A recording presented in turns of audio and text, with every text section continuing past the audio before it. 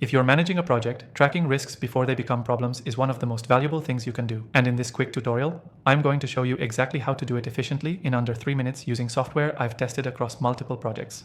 Stick with me, because at the end I'll also share the number one mistake most people make when trying to manage project risks, and how you can easily avoid it.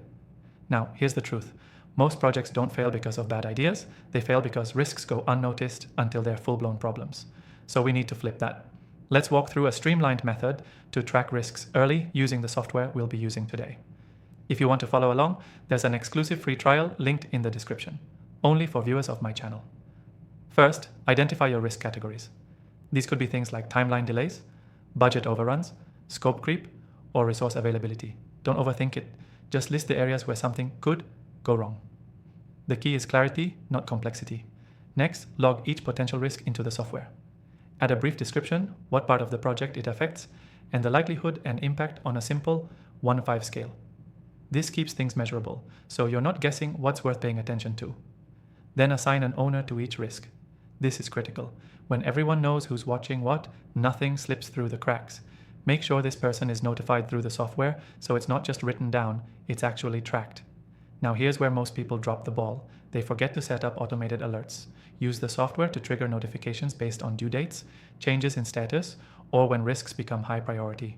This keeps your team proactive instead of reactive. You should also update risk statuses weekly. It only takes a few clicks in the software, but it tells you which risks are growing, which are resolved, and which need a mitigation plan. Think of it as a living document, not a static checklist. Bonus tip, use the dashboard view.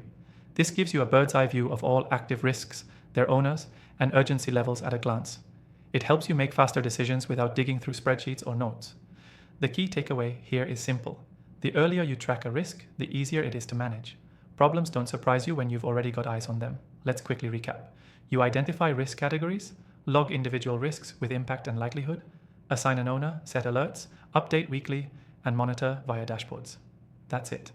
And again, if you want to follow this exact system, I've linked an exclusive free trial of the software we used in the description below. It's only available to my subscribers, so take advantage while it's live.